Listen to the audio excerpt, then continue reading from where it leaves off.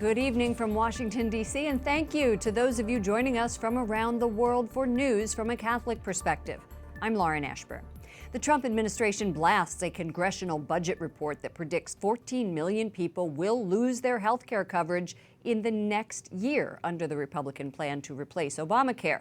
Correspondent Wyatt Goolsbee will bring us reaction from the White House. But first, Jason Calvi reports from Capitol Hill, where the new report also zeroes in on Planned Parenthood. Jason.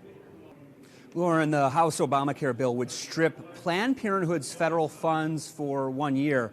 The nonpartisan report predicts that will result in thousands of more births because they say some women would no longer have access to care. Pro-life activists say a price tag, though, can't be placed on life. The nonpartisan Congressional Budget Office predicts 15% of women in rural or low-income areas would lose access to care if Planned Parenthood loses funding. Because of that, the report estimates several thousand more births will result. I actually think an increase in births is a good thing. As a guy who's pro-life, that actually recommends it. I mean, it's kind of grisly to think that that would be a criticism, huh? Very grisly.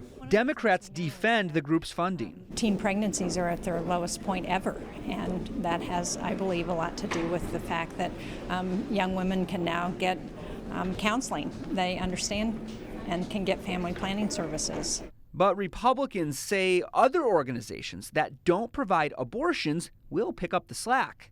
In fact, pro-life research group Charlotte Lozier Institute says across the country there are 20 community health centers to every one Planned Parenthood clinic. And pro-life pregnancy resource centers around the country say they're already saving taxpayers millions of dollars by providing help and medical care to women in need. I hate to refer to the issue of abortion through an economic lens because one life is worth more than the whole world, okay? We're saving the taxpayers a whole lot of money here.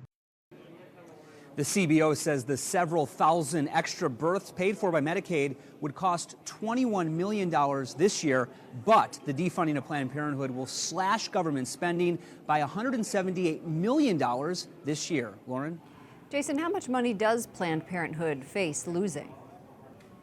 Well, federal dollars make up nearly half of Planned Parenthood's annual billion-dollar budget. They're reimbursed by Medicaid for non-abortion services. A previous Congressional Budget Office report predicted they would lose nearly $400 million in 1 year of defunding. Jason Calvi, correspondent Jason Calvi on Capitol Hill. Thank you, Jason.